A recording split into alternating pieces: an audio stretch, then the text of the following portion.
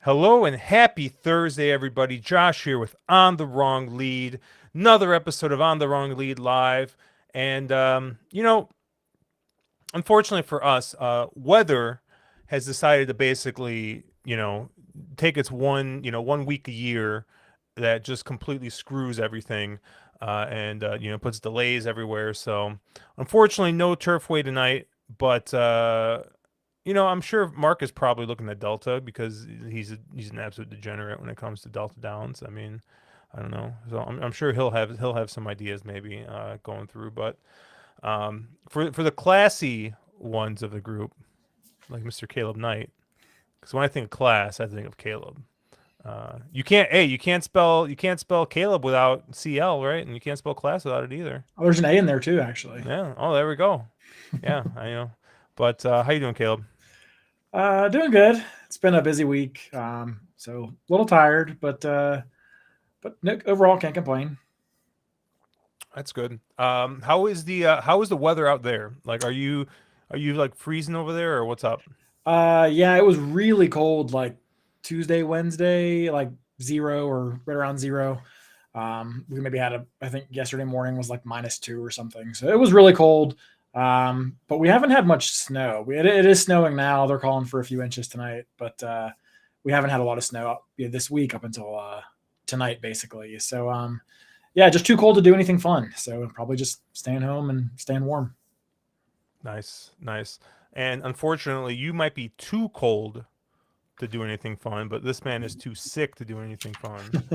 Mr. Mark Capitan, you dude, picked a great week to get the, yeah. Yeah, no, take days off and then get the flu and then been sick the last 3 days and just starting to kick it now, feeling a little better. So hopefully my voice holds out. And yeah. I know a little bit about getting sick during a very inopportune time.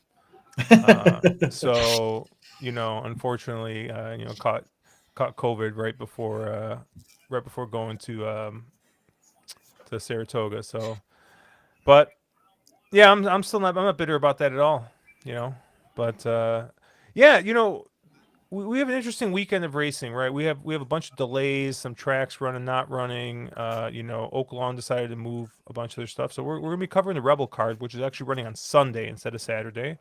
If you haven't yet, Drank Champagne is covering what was Friday's card, but now Saturday's late pick 4. So we got Oaklawn covered for the weekend, and we got a little Saudi Cup action. Mark, I guess why don't we start with the Saudi Cup because, I looked at the main race, the Saudi Cup, and I wasn't like blown away by the field. I feel like this is probably not going to be the greatest rendition of the Saudi Cup. I mean, maybe it is. Maybe there's just a bunch of monsters in here and we don't know. But obviously we had a lot of defections, a lot of people not going. Yeah, the field, I think it looks a little weak. But I guess maybe before we jump into the Saudi Cup, Mark, I know you're a big fan of betting these Middle Eastern races, and it's not because you're owned by Big Oil, right? That's Caleb. But I don't know. I feel like you've had some success betting over here. You like betting, Dubai in particular. But I mean, was there anything on this card that you like? You had like a strong opinion on anything that you really wanted to talk about? Because I didn't see too much in here.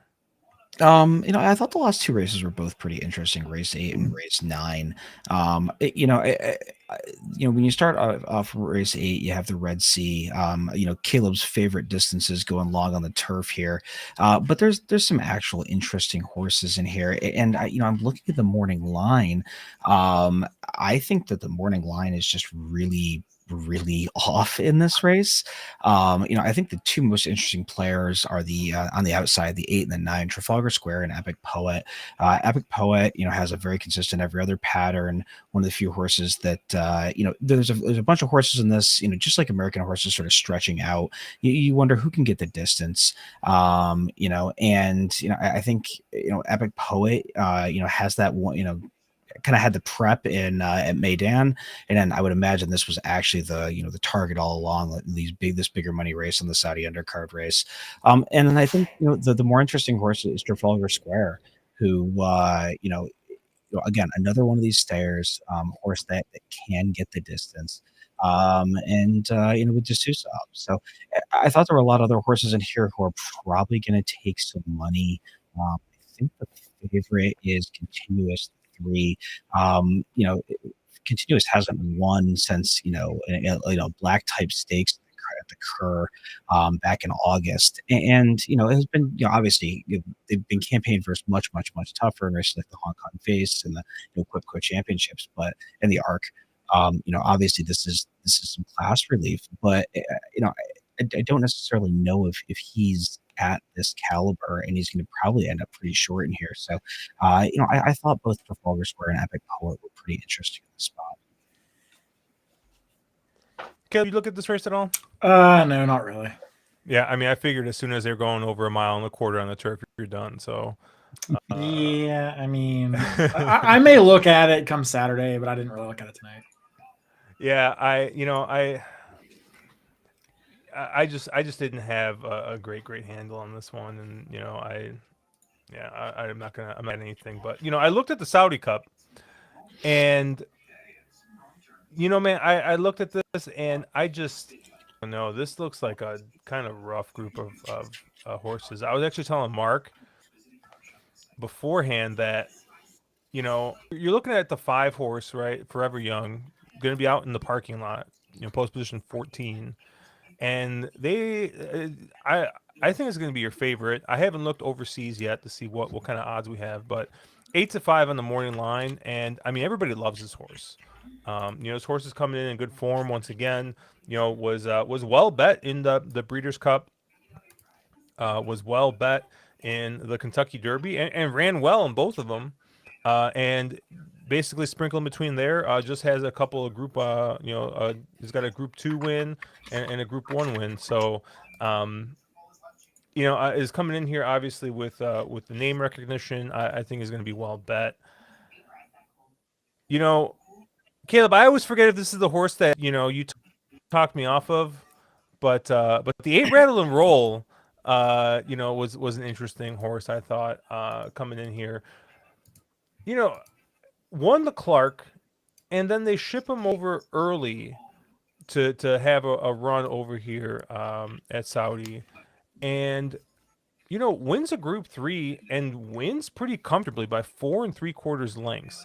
So I think has got to run over the course, and I think maybe it might be interesting here because we always talk about sometimes maybe trying to get cute with like a local horse or something in these races. And I don't know. I like the fact that this horse shipped over early and has a run over this track already. So I thought Rattle and Roll was really interesting. I think the 9 Romantic Warrior is super interesting because I want to see what this horse does on running on the dirt. Obviously, this horse, turf horses oftentimes do run on the dirt, for training. I think Ed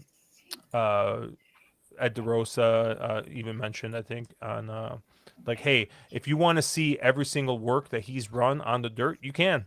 He's got plenty of them, and you can just go on the Hong Kong website and see how he handles the dirt and how he runs over the dirt. So I thought he was interesting here, but I think he's going to be kind of price dependent. I don't want to take 5-2 on him, and I think he's also going to be really, really short. So I thought Rattle and Roll is going to kind of be probably my pick in here. Hope I get a little bit of a price on him. But I don't know. Mark, what did you see here? Yeah, I'm probably going to go against the grain here, and I'm going to kind of, I don't know, I guess on paper, pick 2 outsiders that I was really interested in. And it's more given the fact that if you follow the Middle Eastern racing, Dubai tends to be the track that is, I would say, generally more formful. You tend to see chalkier sequences at Dubai, and also you see speed in general being better at Dubai. The Saudi races, if you look at the Saudi Cup, it's historically been won by closers. The last couple of years, and it's historically been won by prices in those races. So I did a little bit of digging, and the two horses I was interested at, Josh had mentioned this idea of picking a local horse. I thought Walk of Stars was actually really impressive, winning the Maktoum Challenge at Meydan. Yes, he wired that field, but he's also the local horse. He's been campaigned his entire career in the Middle East. Well, for the most part, there was like a couple way back races, but and I thought his last two were both really, really nice efforts.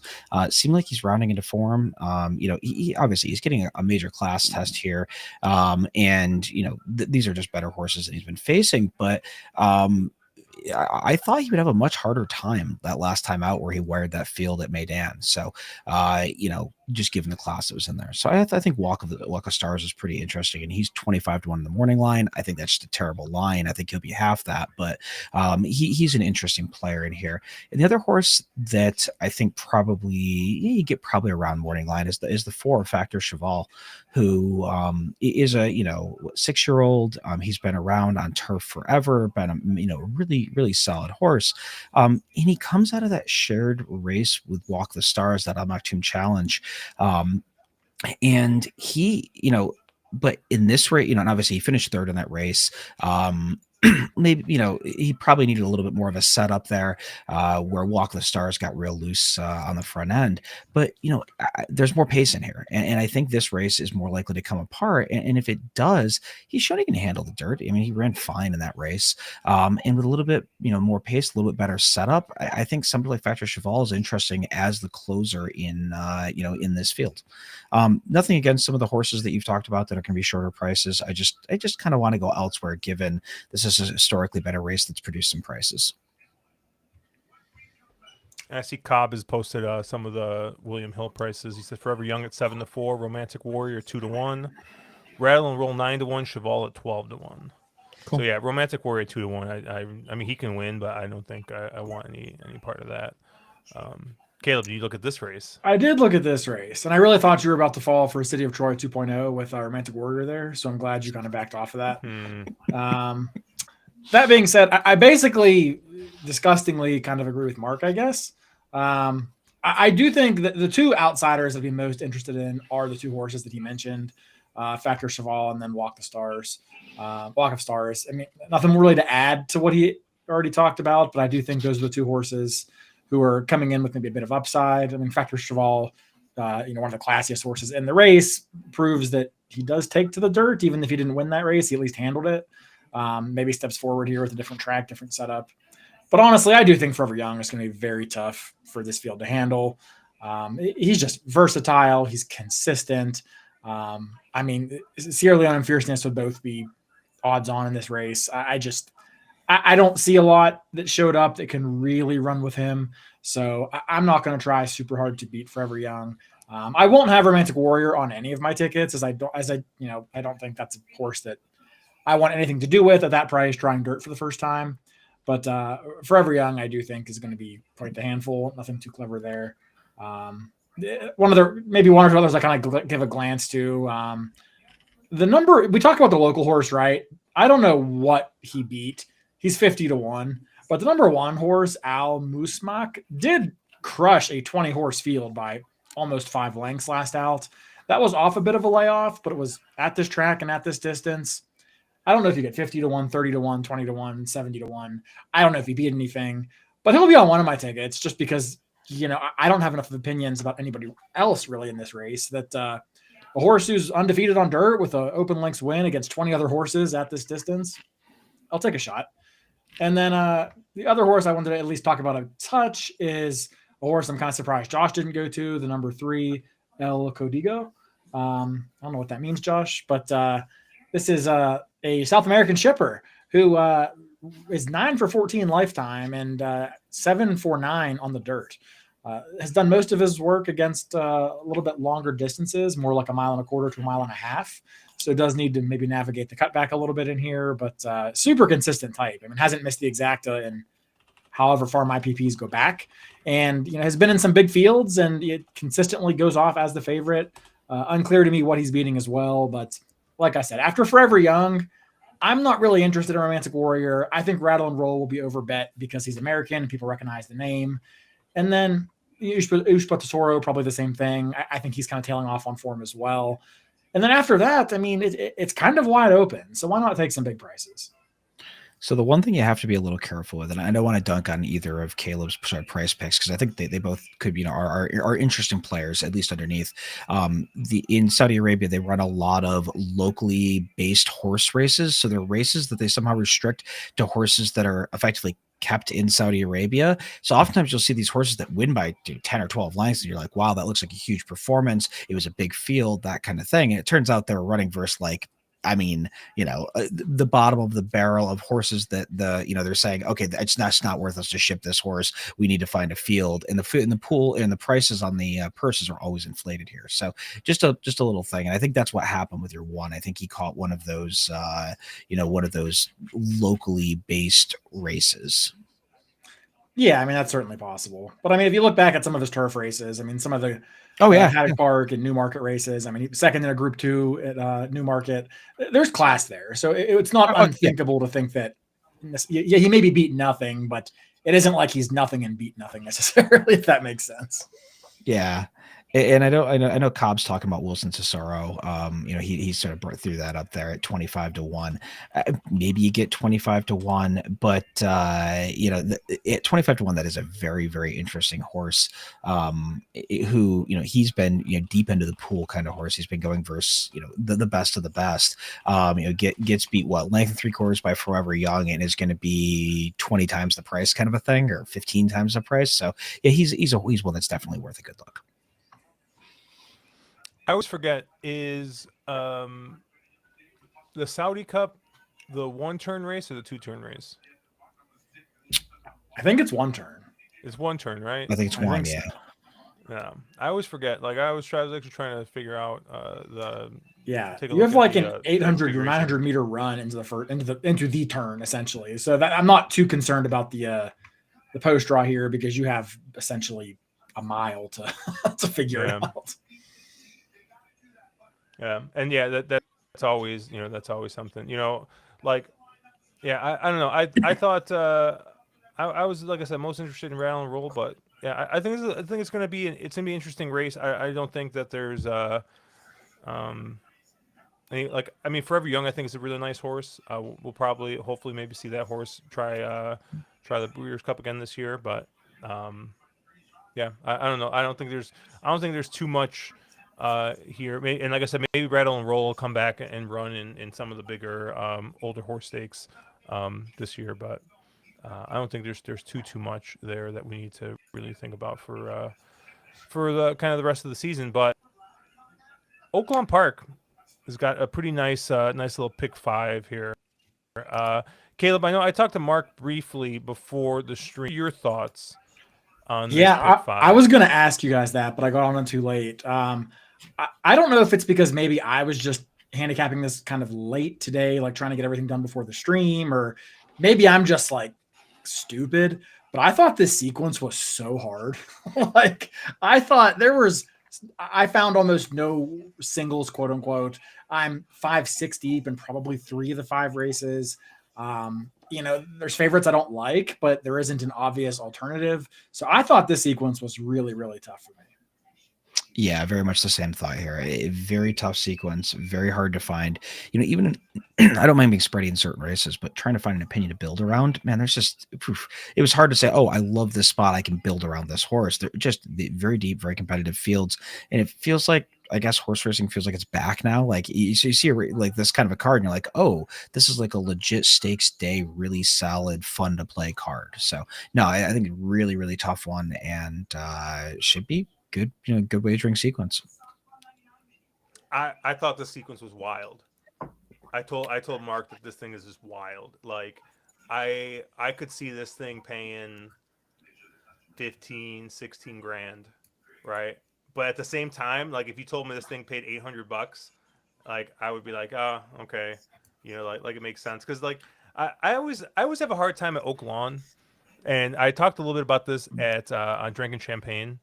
Like I feel like I always end up on like maybe not necessarily the favorite, but like a short price horse that's like under like 5 to 1, right? Like maybe I got like a 7 to 2 I really like, and then it's like there are like three horses that are like 12 to 15 to 1 that I'm like I kind of got to use these horses because I can see these horses also winning, and then it's just like you get boomed by like the 8 to 5 Steve Asmussen horse, just like that looks like garbage, and it's just like okay, well like what the hell, and yeah, I think I was kind of with you, Caleb. I think there were a couple of favorites in here that I didn't necessarily like, but I think in one of the races I ended up on like the second and third choice and maybe a bomb, you know. So I don't know. Maybe the lines are just bad. Maybe uh, I don't know. I thought it was an interesting sequence. I was trying not to go like super spready. I think there were a couple of races where I think I could have maybe included a couple more horses. And I thought the last race was just like I don't know. Like I think if the first time starter doesn't win that race, and then the other like logical doesn't win that race, I have no idea who wins the race. So that always adds a little bit of chaos, I think, to these sequences. But we're gonna start with an overnight stakes here, the Trevista here. For fillies and mares, 4-year-olds and up, we're gonna be going a mile and 16th on the main track. As Andrew Champagne likes to say, unfortunately, Oaklawn is going to be off the turf here for this big card. But dude, we got a nice full field of 11, and that's the other thing about Oaklawn, man. Like it's like Turfway Park, right? Like a meal with you when you're gonna handicap this because like even one race, like it might take you forever. Even for somebody who handicaps this stuff in 10 seconds, this stuff takes me like 20 seconds, right? Like it's a really big difference. But um Mark, I'll start with you. Where did you kind of land in this race? Well, if you had asked Caleb where I landed, I'm sure Caleb knows the horse that I landed on as my top choice in here, and I that's don't see JJ anywhere. yeah, no, there's no JJ here, but if I do I love anything, it's I love every other type horse, and that's the two Bruna Boyne, for the Brett Calhoun trainee. Horses won every other going back 6 races, so this should be the every race. Got that prep race in a black type down at Fairgrounds. Gets the jock, I don't know, Mitch to Rad, probably a lateral move.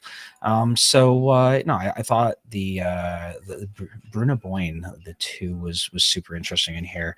If you made me kind of pick a top choice, it would be that one. The other two I was interested in were the 5 Peg Noir for the Brissett barn. Gets Flavian Pratt coming out of some that, well, I guess a Rad gets off out of that last in Tampa, but a horse that has some figures in there that fit pretty well, and I do kind of like the shipper in, and obviously Pratt has been super hot at at Oaklawn, and the other horse is the horse that seems to be in just phenomenally good form as of late. That's the number 11 in Just My Heels, who's won 4 of her last 5 for the Moquette barn, and has 3 wins across the rail, 2 in a row across this Oaklawn surface. So horse that definitely handles the going. But I always have a hard time with these big fields because I just don't really know what the pace complexion ends up being like. Those are my top 3, but I could literally pick everybody in the field. A lot of ways you can go here, and kind of interested to see how you guys saw it. Caleb, you probably out of the 3 of us play Oaklawn the most. Mostly because what usually ends up happening is sometime in January, you swear off the duct because it's just treated you awful, and then you're like, I've been really close at Oaklawn. I think I'm going to play there. And I feel like this has happened in the last 3 years where you swear off the duct mid-January, and then you're like more Oaklawn focused. But I was mentioning this on Drinking Champagne, where I don't know if it's just the track is playing very fair, or I kind of feel it might be actually playing to off the pace a little bit more than maybe we're used to seeing, or maybe that's just how Oaklawn always plays, and I'm always just like too like blinders on, looking at the speed horses. But I feel like off the pace has been pretty good, at least the last couple of weeks. Yeah, I mean, it feels like with Oaklawn, you really just kind of have to watch the day. Uh, they are prone to bias, like a lot of the dirt only tracks that we see, like the Duct and whatever else. But this year, I will say it feels like it's been pretty fair. Um, it feels, and I'm not backing this with data, but it does feel like a lot of off the pace runners have done well. Not necessarily super deep closers, but horses that are 2 or 3 lengths off have been winning. It seems like as frequently or more than the horses that are right up on the lead. So yeah, I would kind of agree with that take, Josh. Yeah, and I was looking at a couple of Brisnet stats, and there were a couple of like I think it was specifically either and a half or something. Like at first call, like you're 3 lengths back, right? Is where the average winner's been. Um, that's not to say, right, that these don't get wired, right? There's still a couple of a pretty decent wire percentage on these races, but I do think that coming from off the pace might be a plus. Um, so for that reason, Mark, you're 11 in Just My Heels, and I just think this is the type of horse. This horse's profile is, I think, the type of horse I'm looking for in most of the sequence. Right, a horse that is able to pass horses. Is got a little bit of versatility. Right, you see a couple of these races where he's sitting second by a head, but if it does get a little fast, like maybe it did last time, where they went 23-1 in that first quarter, he was more than happy to let the speed kind of go. And when they slowed it down, that's kind of when he, inched up and he made his move. So I think that the number 11 in Just My Heels is my top pick. I think the number 10 Amber Cascade is another one that kind of is matching that run style I'm looking for. Closed in to a very, very slow pace. Where is Murphy at when you need him? Because they went 24-3, 49-1, going a mile and 16th on the dirt at Fairgrounds. And, he, at first call, he was fifth by 2 lengths and, ended up winning by 3.5. So, I thought Amber Cascade here is gonna fit the run style pretty well. And then I have two Bs. I like the 8 Indy label. Ran pretty well in the Pippin.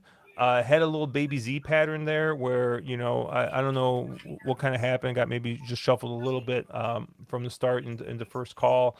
And then lost a bit of ground in the stretch, but it was finished pretty strong. So I thought, coming back to the well with this one, I thought the race 2 back looked pretty good. So I like the 8 Indy label. And then I'm also going to use the 1 Under the Palms. And kind of for the same reason, right? I think last out just missed second by a nose. And it is just another one that maybe just lost a little bit too much ground, was 4 wide for a bit of that race.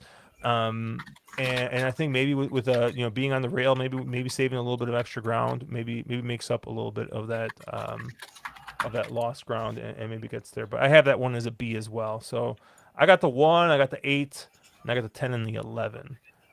Caleb, where did you land? Yeah, so honestly, you guys covered a lot of the horses that I have written down. I don't have a strong opinion in this race. I guess my closest thing to an opinion in here is that I don't really like Amber Cascade, but she's not the favorite. She's the second pick at 7-2.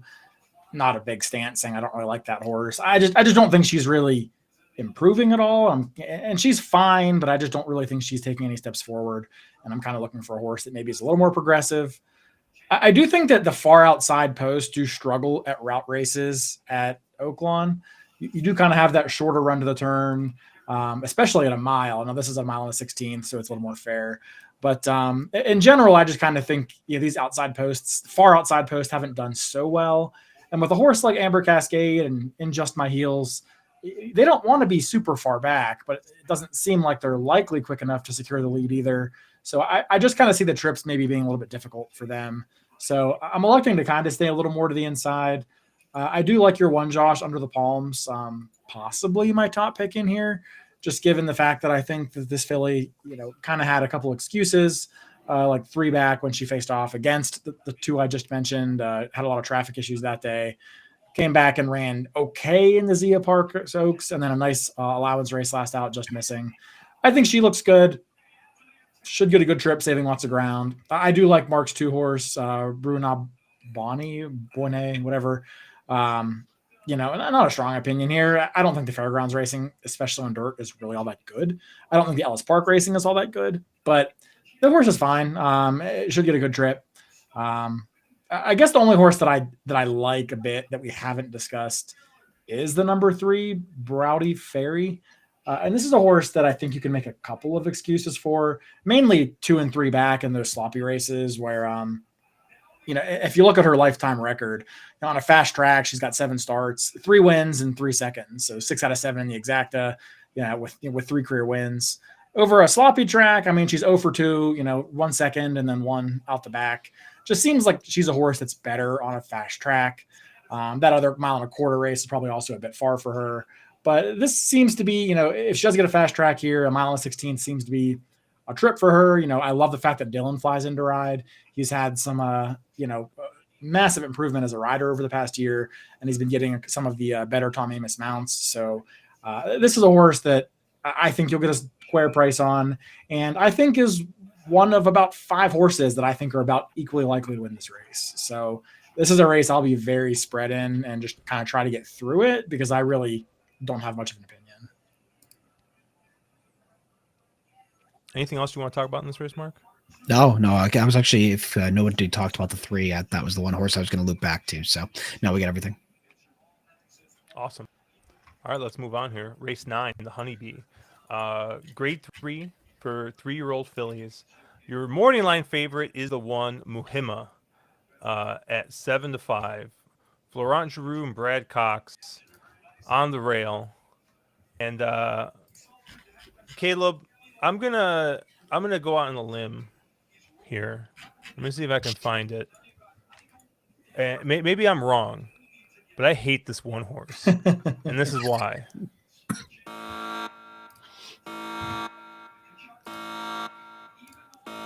I mean, come on. This horse went wire to wire to Aqueduct, and they went 48 flat. Like, I don't want any part of this horse.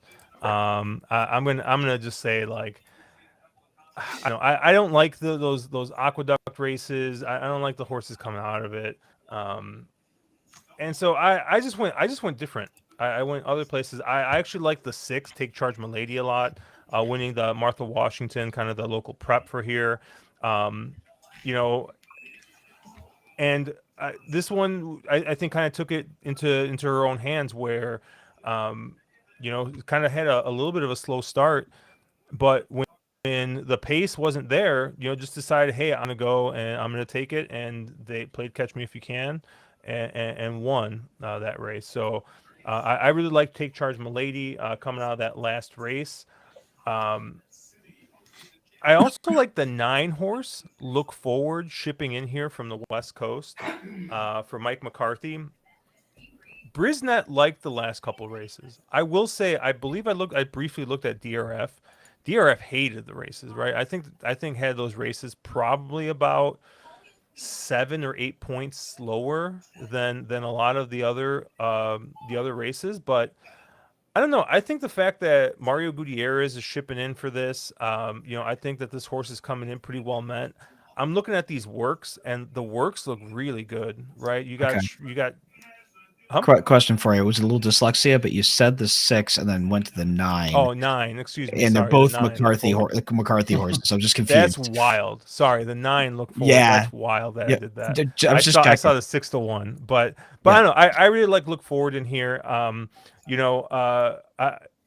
Brisnet had the Starlet as a little bit better than the Santa Ynez, but I don't know. I like this horse coming in here, kind of seeing the new face. But like I said, DRF has those races kind of slow. I don't know how Timeform has got them, but so I probably will need a little bit of a price. It looks like you're getting 6-1 there. And then I had a couple of question marks in here, and I was curious what you guys thought. Firstly, I thought the 5 horse Quick Kick. I was just thinking about the track profile, and how closers, seem to be doing pretty well here. I thought Quick Kick is is just a straight kind of dead 1-run closer, but they always kind of juice up that BC Juvenile Fillies, right? Finished third in that race, but wasn't ever challenging for the win, right? Finished third by 6 lengths. Um, was off pretty slow in that race, and I don't know. I don't know if there was necessarily like problem there or what. I mean, finished. I think the race two back, the Alcibiades, where was finished only a length and a quarter behind Immersive, who I think would be, I mean, odds on here. Um, I thought that was a better effort, and I like, once again, I like the fact that Dylan Davis is aboard, and yeah, we are, Caleb, you already mentioned, how Dylan's been growing as a rider. So I thought this horse was interesting. I don't know if I'm going to use, I don't know if this is going to be kind of a B horse for me, but I thought this one was interesting. And then, on the outside, the 13.5G, I mean, is that last fig fake? Because if that last fig's fake, I don't want this horse at all. But if you guys think that last fig is real, I think you got to use this horse, because that last fig, I mean, on the two products I looked at, looks really good. But going to be all the way on the outside in the 13 post, and is a speed horse and gets IRA. I mean, like, how many things can you like throw against a speed horse to just be like, don't bet this horse, right? IRAD 13 post, right? And maybe a track that's playing fair. I don't know. That last fig looks really good, but I think this horse is going to be up against it a bit. So we'll see how I kind of feel. I think it'll be more jazz on whether I use the 5 and the 13, but I'm definitely be using the 6 and the 9 in this race. Caleb, you land. Man, you are just reading my mind this race. You already know I'm not going to have the one horse anywhere. That horse is a four-legged rodent. Don't need him anywhere, especially with candy ass Florent Drew riding. I mean, just no shot. I completely agree with you. Take Charge, Milady, and Look Forward are my top two selections. I significantly prefer Look Forward, I think. She does have to see the distance out, which she wasn't quite able to do in the Starlet at Losal. But she lost to a Baffert monster that day who came back to win again next out. And she was 9 lengths clear of Vodka with a Twist. Vodka with a Twist, who was second to Immersive in the Breeders' Cup Juvenile Fillies. So, yeah, I think that Look Forward is much the horse to beat here. I have mixed feelings about Mario shipping out. I guess I like what it says about the confidence. I don't like what it says about the likely ride I'm going to get. But nevertheless, I think Look Forward is the likeliest winner, in my opinion. I do respect Take Charge, Milady. I'll have her probably as like a B, along with Quick Kick. I agree with you there, Josh. I don't know what we get from Quick Kick. I do sort of wonder if we may see her better next time out. The works are fine, but, only 4 works coming into this. She was, clearly been kept at the fairgrounds. So a little surprising she didn't run in the what was it last week? The Rachel Alexandra, I guess, or the Zenyatta. What was it? The Phillies race that by Good Cheer won in like a 4-horse field. Anyway, a little surprising to see her ship in for this. I guess you can read that as either a sign of confidence or, maybe she got started training a little bit later than they'd have hoped. But I think next time might be the time for her. But I do think she's a nice filly and one that I might have as like a B or C type. And that's all I'm going to have. I don't need 5G just for to give you a comparison, Josh. Like her last out fig on time form was just as fast as the 12 horses last out fig in the Marshall Washington. So that's a 16-point swing on Brisnet between those two figures. Time form has them the same. The truth is likely somewhere in the middle, but I'm very skeptical of that fig by 5G last out at Gulfstream. So I'll absolutely be against her. Honestly, the 12 was one I looked at quite a bit as well, because I kind of thought, if DRF once again had that race pretty good, but I don't know, finishing second by 5 3/4 lengths as the 1-2 favorite. She just seems like she's going off form. I mean, whether she's not handling the distance and the stretch outs or whatever else, it just kind of seems like she never got back to that spin away, in my opinion, and it seems to have gotten a little progressively worse ever since. Yeah, I just think the fact that Jose gets aboard just gives me a little bit of confidence here. I mean, I know He gets compared to his brother a lot, but I still think Jose is just is a heck of a rider. I think he's very consistent. And yeah, I don't know. I thought that I actually really love what he's doing and riding mostly in Kentucky now, because A, we don't have to worry about the Ortiz nonsense, right? And B, I think it is really showing yeah, he is still one of the best riders out there. I know he had that injury a couple years ago and he kind of slowed down a little bit, but I think he's kind of getting back to his old self. So um, I thought that was really interesting seeing him pick up this mount here. So Mark, where did you land? Oh man, so much to talk about in this race. So first off, considering the fact that Look Forward is my top choice in here, that horse is going to go off at 5-2, bless it. and there is absolutely no value in there. I have nothing against Mahima, or however you say it, the one. Can she win? Sure.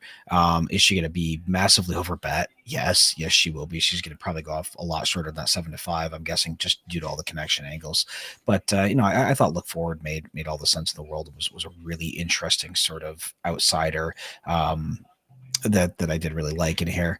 You guys mentioned the 5 Quick Kick. I thought Quick Kick was really interesting. Just, I know Caleb kind of making the comment, maybe you want that one next time. And maybe that's the case. Maybe, maybe she does need to start. But she has every right to take a pretty big step forward. I don't think her, Juvenile Phillies was a terrible race at all. And honestly, she could have placed better. She got out of the gate a little bit better. So I think she's, a really interesting player in here, and maybe she gets a little ignored on the board and you get some value. And the other horse that nobody mentioned that I am a little interested in is the 2-horse Necessity, who is a horse that if you draw a line to the two turf races where she didn't do a ton of running, and then her first race at Oaklawn to start the year in December, well, I guess just before the new year in December, caught an off track. I think she's got some excuses, and at least on time form, that last race came back pretty darn solid. A little slower than the top contenders, but every right to take a step forward here. And I think she's she has the right type of pedigree to really kind of relish this trip. Obviously maiden breaker, last out, first time, first winners. There's always that thing. But if I'm going to get something anywhere near 20-1, I think she's a very interesting B type of horse for me. I didn't know what to do with her. I don't think I trust the figure, but at 20-1, I might not trust it that much to take a shot. So yeah, I think she will be 20-1 too. She'll be a huge price. I think she's worth, if you're against, the favorite here, Mahima, I think she's one that you probably want to have somewhere. Yep. All right, let's move on here to race 10, the Razorback. Grade 3, going a mile and 16th here on the main track. And we get a nice big field here of 14 horses. I didn't realize we had 14 horses over the age of 3 that were still running. Dude, the Razorback is such a good race every year. Every year it comes up, not with necessarily star power, but just a very deep, competitive field that's always a good race. I feel like it needs upgraded. Caleb, is there another takeout reducer in this race? Yeah, for talk. Well, there's a couple, honestly. Yeah, you got a couple in here. I mean, the morning line favorite, the 2 Banishing. I mean, are we really gonna make a sprinter stretching out to a mile 16th your 7-2 favorite? That's got to be wrong, right? I get it, right? The figures look great for this horse, but are we really going to hold on? Horse down? You mean the sprinter that has 2 wins going this trip? It's got 2 wins going this trip, but when was the last time we went this trip? We were going back a whole year. So David Jacobs is an idiot. Okay. Yeah, I mean, I'm not calling the 2 a takeout reducer, but I totally get where you're coming from, Josh, in the terms of you have to decide. This horse wasn't that good for most of his career, and recently he's gotten extremely good. And does that coincide with the cutback? Does that coincide with the barn change? I mean, Santana gets off, which is kind of shocking. And I have to think he had choice in here. I don't think, Pratt necessarily bumped him, given that, Ricardo rides pretty frequently for Jacobson out at Oaklawn. there's reasons to be skeptical, I think, for sure. I like the horse. I don't like him as the favorite, and I don't like him at 7-2. So I get where you're coming from. All right, Mark, I'll let you go and talk about the morning line favorite, since this is going to be your top pick. I don't know if he's necessarily my top pick. I just think that you're making a case that didn't make a ton of sense. So no, I think.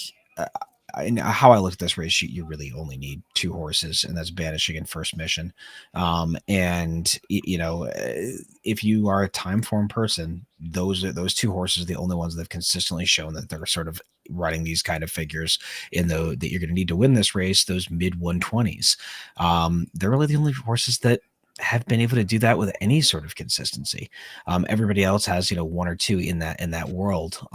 So I just thought really the race goes through one of the two of them. There's, should be a fair bit of pace in here. I hopefully Banishing can, get comfortable and they don't go crazy on the front end.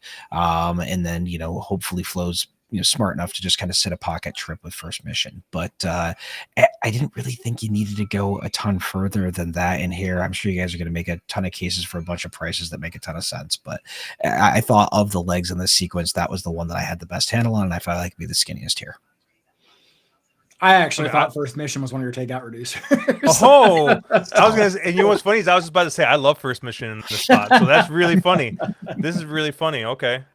I mean, aren't we just kind of sick of this horse being bet to some silly price and beating nothing? I mean, how many times? I mean, all the way back to the Preakness that he scratched out of just based off of him winning the Lexington or something, and then disappearing for 100 years, only to disappoint again and again. Like, he's just not that good. That whole 3-year-old crop he was a part of is not that good. I mean, his last two races, I mean, he was well beaten at odds-on favorite, and then absolutely dumpstered at 10-1. And it wasn't like that field came back all that good. I mean, Arthur's Ride turned out to be kind of a flash in the pan, and Crouppy is a uber plotter that would need a 6-mile race to have a shot. So, like, I'm just not convinced this horse is really on his day. He can win this race, but I mean, so you do realize Crouppy's in this race, right? I don't mean Crouppy's can win this race. No, I mean on his day, First Mission can win this race, but I'm just tired of him. I'm tired of not knowing when his day is going to be. He's coming off a big layoff in here. You're getting candy ass Florent Drew up on board, and there's just no guarantees what you're going to get off the big layoff. And as the second pick, I don't need him at all. But go, Josh. I mean, convince me why I should have him, Josh. Well, I mean, you definitely have just shit all over everything, but no, I have a hard I would agree with you if First Mission was just extremely short in this spot. I also think the bettors are tired of this horse's shit, so I'm hoping I do get a bit of a price, because I mean the races 3 and 4 back. I mean those races win here. The last two races, I have no idea what the hell happened. The Stephen Foster was supposed to be just a coming out party for this horse, right? Hey, establishing himself as, a player in the older horse division, and went to the lead, set slow fractions, and then just fell apart. And then, they ran into Whitney, wasn't much of a price there, but didn't even do much running. I mean, it was just kind of, set up front and then, went off. So I don't know if something went wrong with the horse. I don't know if this is just something where this horse only fires fresh off the layoff, and then the next one isn't all that good. I'm not really sure what's up with this horse, but I do think that the races 3 and 4 back are just so much better than I think a lot of these other horses run at this distance, that I think this is a tough horse to kind of leave off. And I do think that you're going to at least get some semblance of a price. I don't think this is going to be your favorite by any means. That being said, well, so Josh, do you think that they're going to make the 2 the favorite then? Banishing? Yeah. You really think he'll go off as the favorite? I mean, why wouldn't he? I mean, everyone's going to look at that big fig last time out. I don't. I think First Mission goes off as your favorite. You think First Mission goes off as a favorite? What? Where's Cobb at? Where's Cobb at? Does he got overseas odds over there? I don't know. Well, luckily I got 2 other horses I like, and I believe there are 2 horses. Well, one horse I talked up a bit last couple streams ago, and that's the 5 Skinner. I thought he ran fine that last race. And we saw the second place finisher in that race just run its eyeballs out last week and almost gave Caleb just a huge huge stream winner. But unfortunately, I forget how to pronounce that horse's name, but he ran huge last week and just came up just a little short. So I think that plus the fact that I think Hit Show is actually a really nice horse going forward. I think that kind of makes Skinner look a little bit nicer. The fact that Jose is riding once again, the fact with the track profile kind of playing towards I think the off the pace type horses I thought is good. And I mean, this horse did kind of close into kind of soft fractions last time, even though it was a sloppy track. So I thought Skinner was really, really interesting in here. I didn't want anything really to do with the 8-horse Baddest Good Boy, who's another one of the short prices. And so, yeah, I went back to the Croupy well, and that's why I was going to tell you, Kayla. I was like, dude, I'm making a case for a horse like Croupy. I mean, first mission is the least of my problems, you know.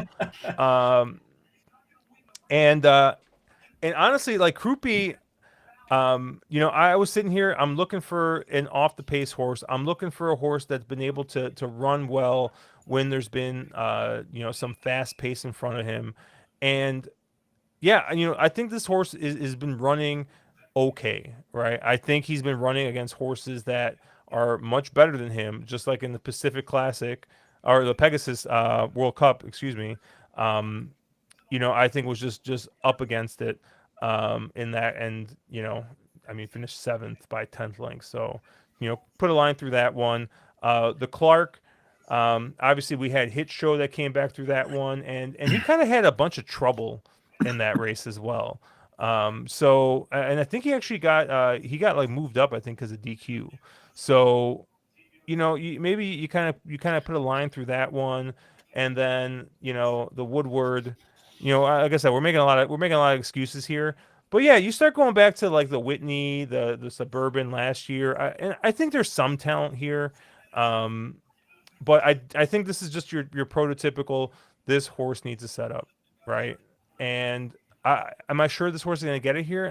Not really, but I do think you got the sprinter stretching out. I think that you have the sprinter stretching out. We'll see what First Mission ends up doing. The 4 is going to probably show some speed. Maybe there's a chance where this thing gets nuclear up front, and maybe you do have a shot for a horse like the Plotter, the 1 Croupy. So I'm going with the off the pace horses. I'm doing the opposite of E8s. It's not an S0, but it's an S2. And so I got First Mission and Skinner as A's, and then I got Croupy as a B. Caleb, go ahead and shit all over it. I mean, for as much as we agreed in the other races, about as much as we disagreed in this race. I mean, I've already made my case against First Mission, who I at least concede could win this race on his day. But there's just no day that Croupy can win this race. Croupy is poopy, and he can't win this race. And you can clip it and play that back when he does. But I just cannot see it in 1,000 years. Yeah, I mean, Croupy can't aqueduct. win. There's no way. You need 6 turns. There's no way. Well, he hasn't shown in his last, he hasn't been involved in his last 3. I mean, he's been out the back by, and those are races that went to off the pace runners, largely. Rattle and Roll, White Abario Unlocked. I mean, his last 2, Tappet, he got beat, 14 lengths by Tappet Trice in a 4-horse field. He's going the wrong way. And if you're giving me 30 to 1, all right, sure. But at 6 to 1, which I think you'll probably get better than maybe. I had no chance. Yeah. I forget who else you liked in here, Josh. So I can't remember who else I need to trash. Well, you already trashed First Mission. Skinner. So. Yeah, no real problem with Skinner other than the fact that I think he should have won his last race. He kind of looked like a winner turning for home, and he hung really bad and actually kind of gave up a spot to the second place horse who he already passed, I think. So I just thought he was supposed to win that race, and I'm just kind of unsure if he never really was the horse that I think so many of us waited for him and wanted him to be. I don't know how good that Native Diver truly was. So, not as big of an issue with him, but probably not one I'm super interested in. I think for me, I just didn't see a ton of speed in the race. So I tried to stay away from some of these super deep closers. Banishing probably gets the lead. I respect Banishing. Probably a horse that, you know, I could have this horse on my ticket at the right price, just depending on what that price is. But the other two horses I'm going to use, the other horses that I think are going to be up on the front, which are the number 4 and the number 8. Number 4, I'm kind of surprised Josh didn't have, just given it's his, I'm shocked. favorite trainer. Safi Joseph winning at 43% so far this meet at Oaklawn. You kind of have to think this is arguably the horse or the race that, you know, Tyler is kind of flying in for. He does have a mount in the Rebel, but it's a pickup mount, it seems like, for Dallas Stewart, which he's only ridden like once before, like a year ago. So you kind of have to think maybe this is the horse he's here to ride. And the horse is in good form. You know, has a lot of tactical speed, isn't a true need to lead type, but is, you know, fairly close to it. Should be sitting no worse than second in here. And, you know, gets the distance, likes to win, does better over a fast track. And has rattled off, you know, 2 pretty nice races in his last 2, including the last one, which was off a pretty long layoff. So I think that has every right to step forward second off the layoff there after pretty much pairing up his career top to what he posted right before going on the layoff. And that loss 2 back was against Hit Show, who somehow turned out to be a pretty nice horse. So I do like Alexander Helios in here. And the other horse I like is Baddest Good Boy. And I'll admit, I hate the price. 9-2 is a terrible price on this horse. But I kind of just kept looking through this field, and it just seems like he's one that I think gets a good trip and just has by far the most upside of anybody in this field. And he kind of needs it, you know, because he is a little bit slow on paper.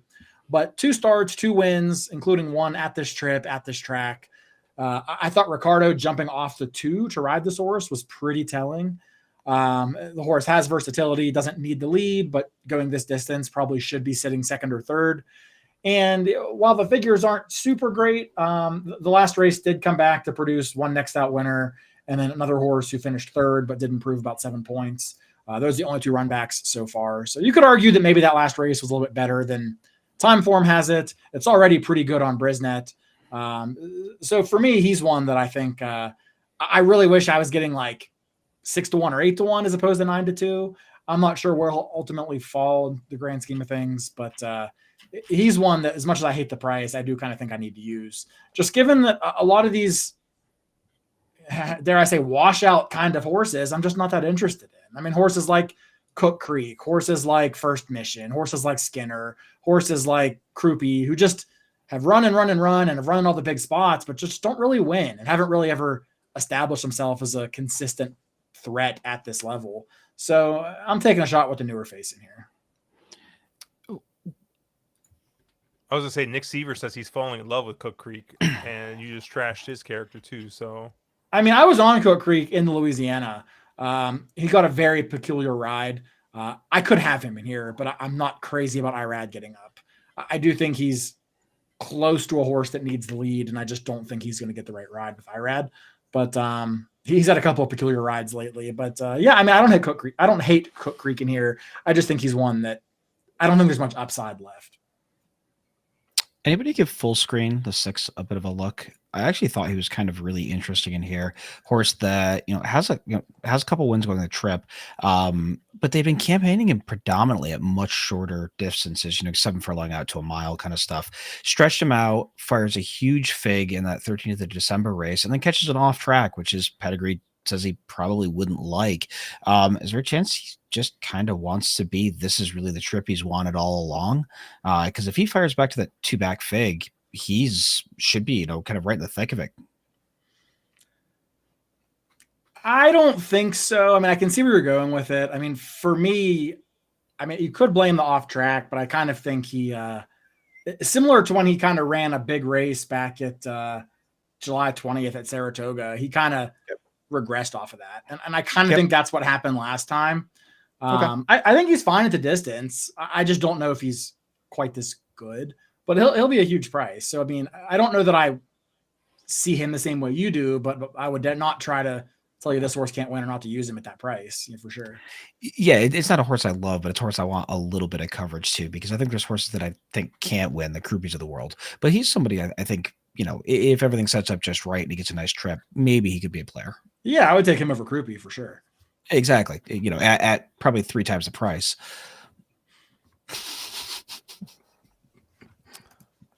What else did you like to hear, Mark? No, I mean, I think I kind of went first. So that was just the one horse we hadn't talked about that I wanted to loop back to. Those are the only prices, the only other price I needed. All right. Anything else you want to talk about in this race? All right, let's move on to the features on the Rebel. Mile and 16th here. And I did see Nick Seaver's comment, right? He said that horses won 5 races from 23 starts. He's got no chance, which makes him like him more. Been there, done that. Man of culture. Yeah. But yeah, we got full field here of 14. Man, just like love seeing this kind of stuff. You know, we saw it last week at at Fairgrounds. We're seeing it here. Morning line favorite is actually a tepid 4-1 in the 3 Sandman. You get 9-2 on the 5 Madacat Road, 5-1 on Bullard. You get 6-1 on Speed King, 8-1 on Tastic and Smokin' Wicked. You get double digits on everybody else. Caleb, I'll let you start here. Where did you land? Oh, I didn't want to go first in this race because I have no idea. This race is really hard. I think, I mean, let's talk about it from a high level for a second here, right? I thought this race looks like it has a very fast pace. I think you have a horse like, where is he on the outside? The 11 Speed King, very much a horse that has to go to the front, I think, and a very fast horse. You know, but then you also have a horse like the 9 Smoke 'em Wicked, who's coming out of sprint races at Fairgrounds and stretching out, has a ton of natural speed. A horse like the 8 Innovator, who only has one way to go, and that's forward, and actually ran a good race last time out in the Lecomte to Disco Time and Build, who both came from pretty far off of it. I mean, so I thought there was enough speed in here that this pace should be honest. So I was kind of looking for an off the pace runner, and I kind of hate the fact that I guess I landed on the favorite in here because I don't think he should be the favorite. But I do think Sandman just kind of fits the race in here. If you watch that Southwest back, he broke terrible. I mean, he broke in an absolute tangle, spotted the field probably 10 lengths at the start, and then made a huge run. And he was very green in the stretch. I mean, he was lugging in, then he was lugging out. He was kind of flipping his leads a little bit. So this is a horse that, even though he has 6 starts, is still a little bit immature. You know, it still had some gate trouble, you know, but they paid $1.2 million for this horse. It's a Tappet. There was clearly some high expectations in here. So he's one that I just think he's the one I probably have the most confidence in to show up. By no means is he a single. By no means is he a horse I'm going to rush to the window to bet, because I don't think he offers much value, truthfully. But in my mind, he probably is your likeliest winner. And I will be spread in this race, just to kind of start off with that. But I didn't have a great feeling here. I guess mainly that was also maybe partially driven by the fact that let me see how he looks on Brisnet. Yeah, not quite anything special. This was a race where I had a lot of trouble with a lot of the figures. I'm pretty confident that the Southwest figs are way too fast on time form anyway. I just don't believe, you know, like Speed King has a 118 that probably hits the board in the Derby, and that's in the Southwest. I just don't believe that. I don't think. You know, and then you look at a horse like Coal Battle, who beat Speed King 2 back. And then he comes back and runs in 98, winning by 4 lengths at the Smarty Jones. So it's like, did Speed King really regress 8 points? I'm sorry, did Coal Battle regress 8 points out of that Springboard Mile win, whereas Speed King improved 15 points or whatever? Like, it's just the figures in this race, I just don't have a lot of confidence in. So I'm treading lightly and really playing it more from like a pace and connection standpoint, which is kind of why I landed on Sandman. I think the pace suits him. I think he had legit trouble in that last out race. And Mark Cassie's barn is having a very strong Oaklawn meet. So for me, I did land on Sandman. There's about 5 I could use. So I'm a little bit curious to see where you guys ended up, or just what you thought of the race in general. Yeah, in general, I tend to really agree with you that I don't think the speed figures are out of that Southwest are, you know, accurate at all. I mean, I think that, I don't know. I mean, if Speed King really did run that figure, then he's an absolute ice cold single in this field. And you take your 6-1 morning line and you know, just like throw money at it if you believe that figure. Can Speed King wear this field? I don't know. Maybe. He's a horse that I do want to have on my tickets, and I'm going to have quite a bit of him on my tickets. But I guess I have to head scratch, because if you say you don't believe the Southwest figure, what other figure does Sandman ever run that makes him a major player in this field? He's way too slow, and he's going to be 4-1. He has to take a massive step forward, and he's run a lot, but none of those other figures are anywhere near close to being fast enough to win this. So I just feel like I think the board ends up very different than the morning lines are implying it's going to be. And I don't necessarily know where the money goes. But I guess I don't know. I'll hop over. Well, let me throw it over to Josh. Josh, how do you see it? Because where I kind of landed is a weird pick for me. So I just was, how'd you land here? You know Yeah, who's going to pick before- the Baffer. You already know. No, I'm not. Before we get into that, I actually wanted to call out. So Fortnite is fun, saying Chunk of Gold did pretty good last week, huh? Somebody mentioned Chunk of Gold. I forgot if Fortnite mentioned him, but I think Caleb, you were on him a little bit, weren't you? Yeah, I did. The chat really liked Chunk of Gold, and I was with them. Built was my top selection, but Chunk of Gold was my second pick in there. I think a lot of people in chat were very high on the horse. Magnitude came up with a race that I don't think Fortnite. Yep. anybody saw coming. But if Fortnite, I can't remember if that was you or who that was, but that was an excellent call by quite a few people in chat were high on that horse. Yeah, Too bad the winner was very difficult to come up with. Otherwise, I think we all could have made some money there. But yeah, 243 to ones, filling out the exactas. Yeah, and I saw our buddy Greg. Bet Chunk of Gold, but he bet him, I think, win place. So he cashed pretty good. So yeah, that was a great call. I mean, horse ran huge at that price. Dude, this race, I don't know if it was just this entire card, but I ended up Marco Luke calling it a chunk of bias. That's pretty funny. Yeah, I landed on I'm using Speed King, and I think at a certain point, right, like the figure is saying that you got to use him. He's not the morning line favorite. I have a feeling he's going to get bet down because of the local connections and the fact he ran. So he's probably going to be closer to like 7-2, 3-1. Maybe lukewarm favorite here. But I think you got to use him. But the problem is that I don't know. I think that there's a bit of speed in here. You got the 8 Innovator, you got the 9 Smoking Wicked, and I think Caleb, that's kind of how you saw it. You thought that there was a bit of pace in here.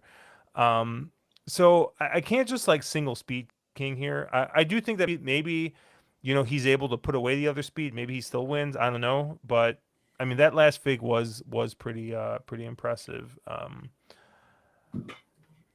landed on 2 other prices that I kind of like. The number 6 Publisher is one that I'm using, and I'm going to be using pretty prominently. I have this horse as an A at 20-1. Is still a maiden, right? So maybe this is just Command Performance 2.0, 3.0, or 4.0. I don't know how, but this isn't Todd Pletcher at least, so we got that going.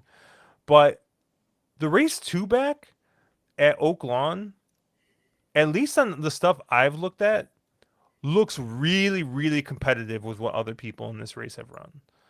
And I think you just kind of have to throw out the Southwest because the horse basically had no shot after the break. And so I think you put a line through that Southwest and you look at if you kind of cross the line through that, I just think that this is a horse that's coming in here with, I think, still a bit of ability, still green. And it's got the telltale Steve Asmussen work tab, bullet 2 back, maintenance work last out. So I think this horse is coming in here ready to fire.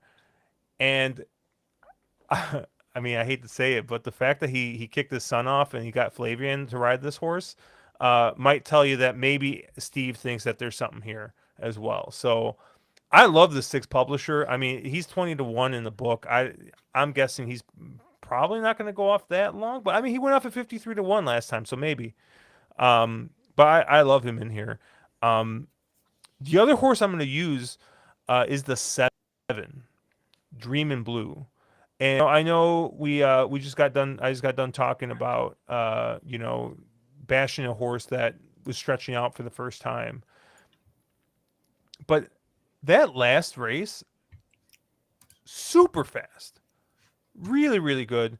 And on top of it, wasn't a wire job, wasn't a wire winner. It was a horse coming from off the pace. So I don't know, and maybe I'm just like imagining stuff here, but I just feel like that sometimes translates better to stretching out necessarily than like a speed horse, a sprinter that's got, really early speed going 6 furlongs. I'm not saying that that's also not successful, but, this horse passed other horses, going, not necessarily all that fast for a 6 furlong sprint. So I like to see what this one's going to do on a stretch out. I mean, looking at the pedigree, I don't think stretching out should necessarily be a huge problem for this horse. So I don't know. I kind of like the 7 Dreaming in Blue off that last figure. I like this. I'm interested to see what we get in the stretch out. I really love the 6 Publisher, and yeah, I'm going to be using the 11 Speed King just because I think I'm going to bet the figure that last time out. So I don't know, Mark. What else did you see there? I'm a little occupied rooting for my 9-1 to get there. Come on, go by, go by, go by, go by, go by, go by, get there.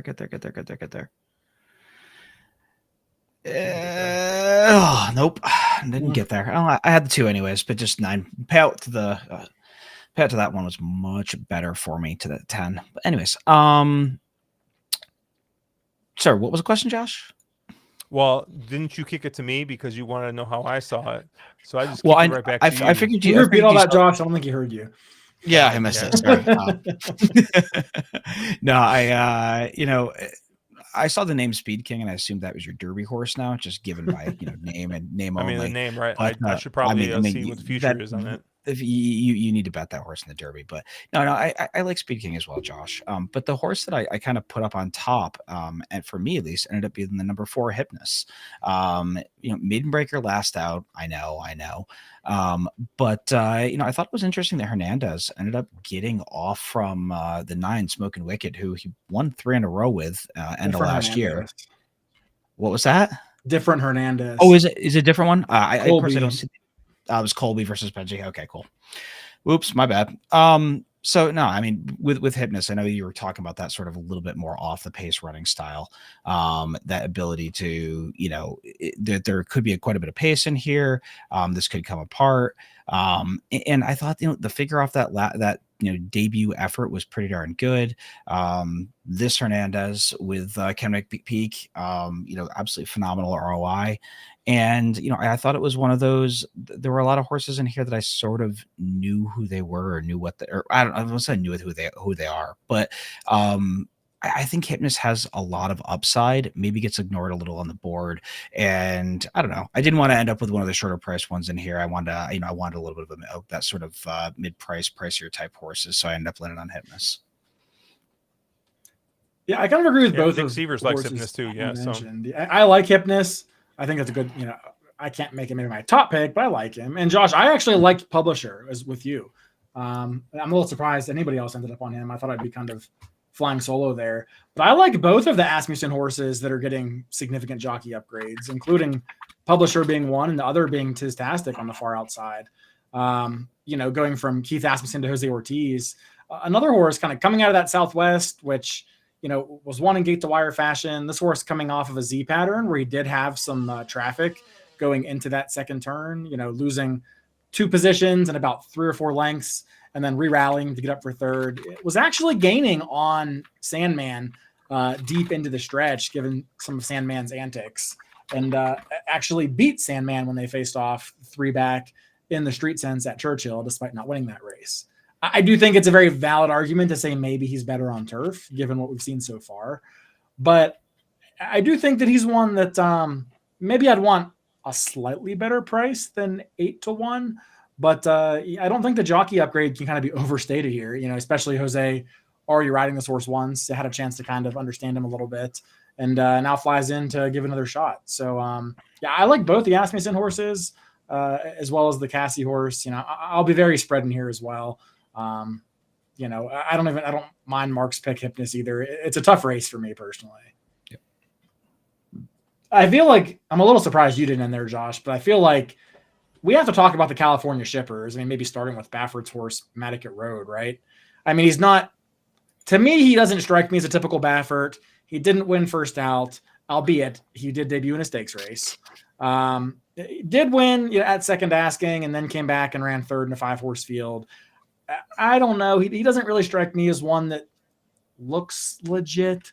Baffert sent Gaming over here to run in that Southwest, and Gaming absolutely laid an egg. So I'm not sure what Bob Stable's like this year in the first year that he's eligible for the Derby again. I much prefer the other Cali shipper, Bullard. I can't find him on here, but I know he was in here somewhere. The number 10, who did rattle off 2 wins in a row and then got beat pretty handily by Barnes last out. Barnes is your current Derby favorite in overseas futures. I don't see a lot of shame in that. Big stretch out here to deal with, but by Gun Runner should be able to handle it. Rispoli ships in for essentially 1 mount. I like Bullard more than Matticat Road. Bullard might make my ticket. I don't think Matticat Road will. What did you guys think of the 2 Cali shippers? I very much agree with you on the 5 not being your sort of on Matticat Road, not being your classic Baffert.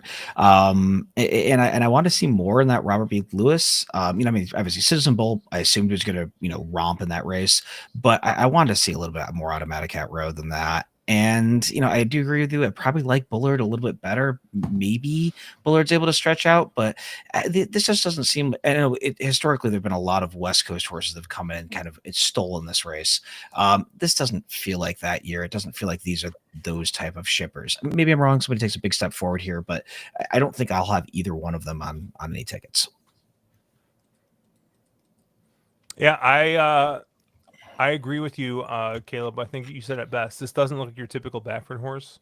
When I think of Bob Baffert horses, I think of those push button types, right? Your EP type horse that just grinds it out and wins, right? And this looks kind of like a 1-run presser, which just like I said, it's just not his typical run style that you see for Baffert. So I had a hard time, trying to think what to do with this one. Obviously finished third to 2 other stablemates in Citizen Bull, who I think is a major player going forward, and probably a horse I need to bet every time he runs in Rodriguez, the other Baffert horse. But also a little weird that you look at Matticat Road. I mean, Dettori doesn't travel, Juan doesn't travel. Flavian is here and rides a Steve Asmussen maiden. Not that there's anything wrong with Irad, but like he's not a typical go-to guy for Bob. So I mean, it's a weird thing for me. This is also like, I don't know. I gotta figure out we gotta figure out someone to run these stats, because Bob does this every once in a while where he runs a bullet going 6 furlongs like on a horse, or he'll do it like he'll have a horse run a mile, right? Like a mile work, like just like some like random ass distance that like nobody ever really does anymore. And like, so like I don't know, that just confuses me even more. Like, why are you running this horse? Like, are you just trying to see if you can stretch this horse out even more by running him 6 furlong? I don't know. This is a weird horse, weird spot. I think I think the horse showed talent sprinting. Maybe this is one that we see, stick to that mile distance. But yeah, I had no interest in this horse here. I did see David Barista, the artist David Barista. He really liked Matticat Road. He just had Baffert, so I assume that was the horse he liked. Fortnite is fun saying he doesn't see what's wrong with Cold Battle at 10-1. Yeah, excellent. You guys look point. at Cold Battle at all? I mean, the horse beat Speed King 2 back, and then came back to crush another field at this distance at this track. I mean, can win on the lead, can win from closing. Yeah, I'm a little bit afraid of the rail, but he's done it before. There's no reason to not like this horse if you can get past the fact that the figure in the Smarty Jones came back freakishly slow. If you can figure out, or you're not bothered by that, then I think he's a great bet. And with those connections, you're going to get a stupid price. So I completely understand. And he's one that will be on my ticket as well. So Caleb, you're making a case for a horse that Brackett's made in Evangeline and also won a race at Delta. Cool. And Just check. Remington. And Remington. I mean, like the trifecta right there. Nick actually pointed out that the Springboard seems to be a super productive race so far. But if speed isn't holding, they'll have to be much the best. So, I think it'll be. I think this is a really interesting race. Like I said, go ahead, Mark. I was just gonna say, I briefly touched on Smoking Wicked the 9, and I figured somebody else would make a case for that horse. Neither of you guys give that one much look. I mean, similar sort of cold front horse that's got a couple, has some recency, a couple races in a row. Yeah, those were, end of last year, and yes, they were in state bred protected company. But I don't know. Any thoughts? I don't think he has a chance to get the distance personally. Okay. It's a Louisiana bred. That's not Star Guitar. I don't want it. But it's Speightstown, which is basically the same thing, right? I mean, I guess. Bobby's Wicked one, yeah. On Brisnet. Brisnet loves those last 2 races. And I feel like that's a really good point that Fortnite is fun makes, right? Ran 2 really good races. I mean, albeit the 1-3 back was also really good, and that was off Lasix, but then kind of comes back on Lasix for those 2 races. But that 3-back race was what really got me, because that's without Lasix. And on time form, that's the faster of the 3 at a longer distance. So I was just, I realize on pedigree that when you go, oh, geez, that's not a horse that should be able to stretch out.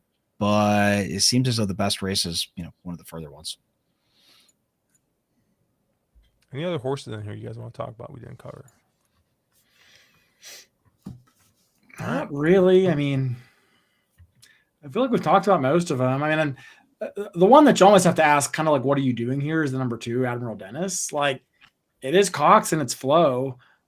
The horse has taken a ton of money in every start. Hasn't really justified that. But I mean, is this just a connection with Derby Fever, or, is this going to be like a magnitude kind of situation where the horse doesn't look good enough to compete and then goes off for strong connections at a silly price? Not saying he's going to go off at 40-1, but, if he's less than 15-1, I'd be a little surprised.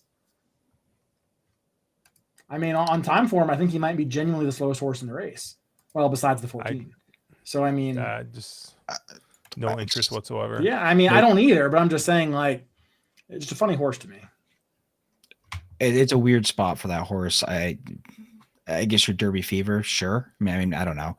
It seems like they're just taking another shot and seeing, what they have. I mean, do they have just an allowance type horse, or do they have a horse that's really a contender? And then it just seems like they're taking a shot. So before we wrap up to this last race, I gotta ask a question, since we've seen a couple of preps now, and we've seen a lot of racing last couple of weeks, and I just have to ask: has there ever been a horse that had absolutely no business losing more than Built last week?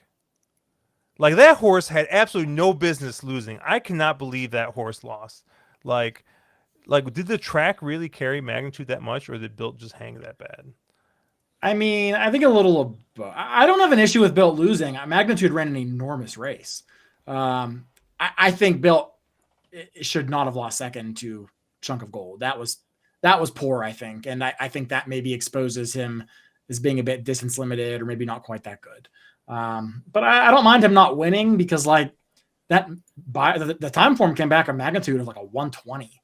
And the buyer came back something absurd, which is no one cares about buyers anymore, or something, right? Yeah, but like, regardless of what the real figure was, I mean, I just don't think anybody saw that race coming from Mag. That was a huge race, so I don't mind him not winning, but losing second, I thought was pretty poor.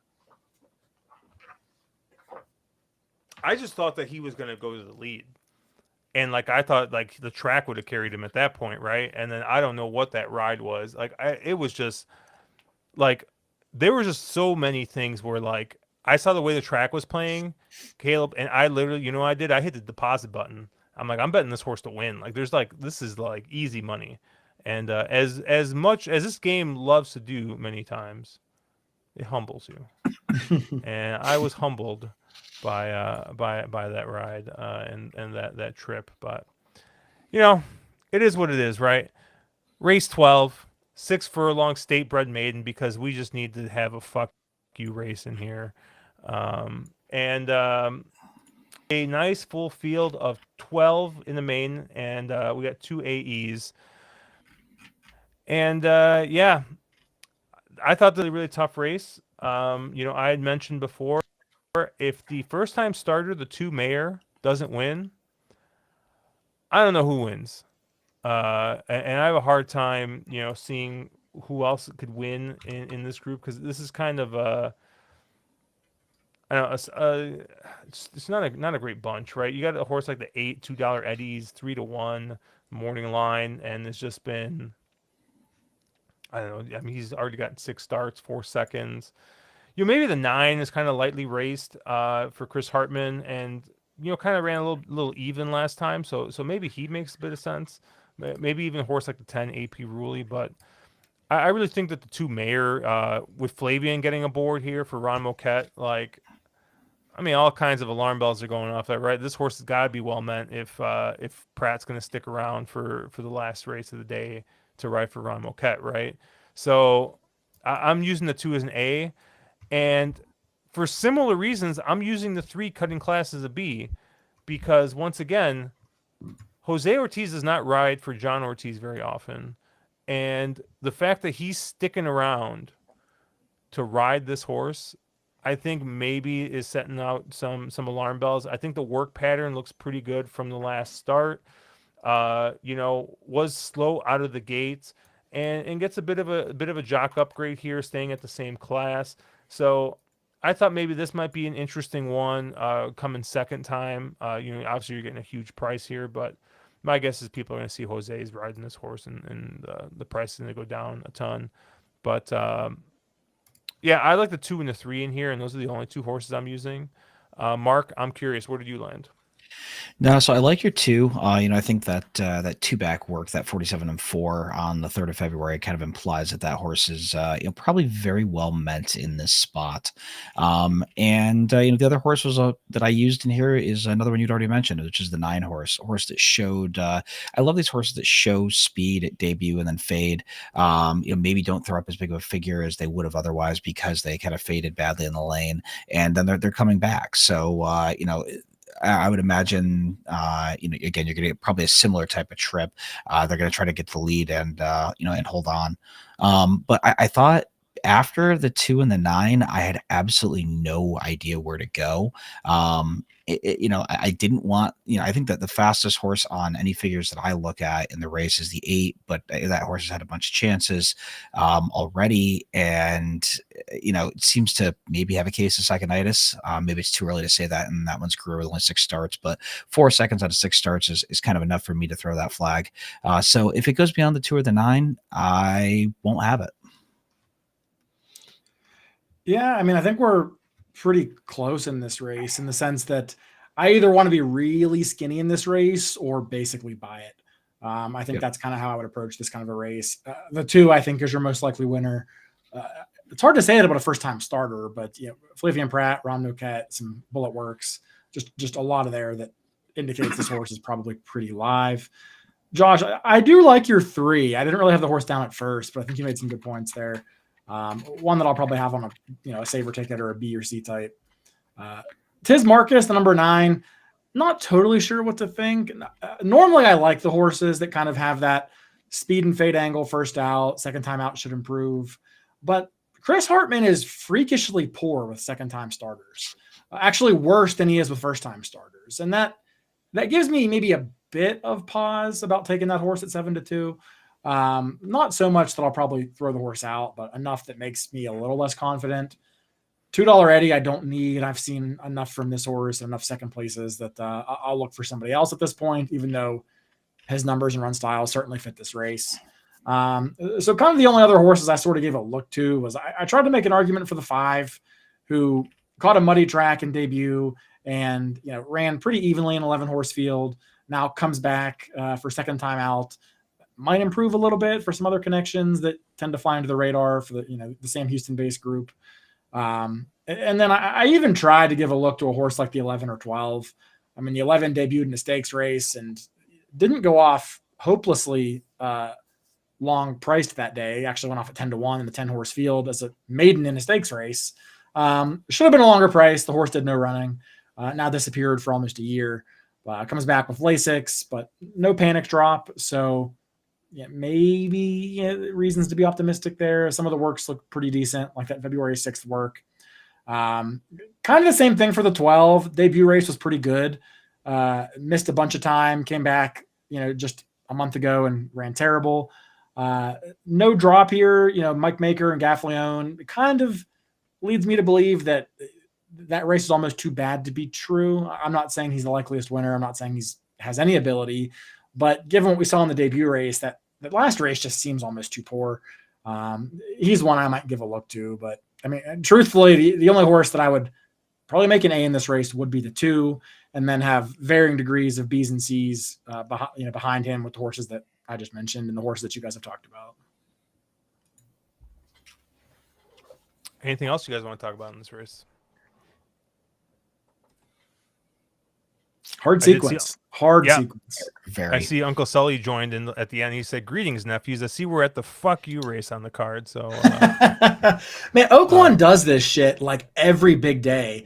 They stick a Arkansas bred maiden at the very end of the pick 5 sequence, and it's so shitty.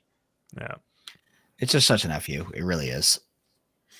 Nick Sievers mentioned, we're talking about Built earlier, and he said that him running third makes me think he needs to be off the Derby trail, but he won't because he's probably in the gate and owned by a syndicate, but he can't imagine he has any shot going longer. I was really high on him. I didn't like him in the race before, but I thought with the jock switch that he would be aggressively ridden, and with the way the track had kind of been playing, I felt pretty good. And then I don't think he really got the ride I thought he was going to get, and then he kind of faded for third. So it'll be interesting to see what kind of happens with that one. Nick also mentioning Pratt's also named to ride at Turfway tomorrow in the Cincinnati. They should be running, but we'll see. And Uncle Sully says, "I swear the Wolf sets these cards up." So shout out to the Wolf of Oaklawn, who we always have to mention on any stream or podcast that covers Oaklawn, which, if you've been watching Drinking Champagne the last couple of weeks or listening on your podcast app, we've been talking about Oaklawn a lot. So, and if you guys are still out there watching, obviously make sure you hit like and subscribe here for us. That obviously does help us out, helps the algorithm, and helps us, pay off the minimal bills that we have, for doing the stream, and we appreciate you guys out there. So, no, Nick's saying if he sets the card up, it would be all Archie bred races. Archie bred maiden claimings for 10 races in a row. That would I think the sniper might actually take him out if he did that. I think that's what would happen. But for Mark and Caleb, I'm Josh. Obviously, check us out at ontherwronglead.com, at wrong_lead on Twitter. Mark is at 2 Turns. I am at Cherry Drank. Caleb's at Caleb WVU. We'll have another episode of You've Got to Be Shot Tinning Me up probably late tomorrow. I think we both have some late stuff going tomorrow, but it should be up tomorrow night or Saturday morning for a nice card at Shot Tin on Saturday. And good luck everybody, and let's make some money. See ya. Thank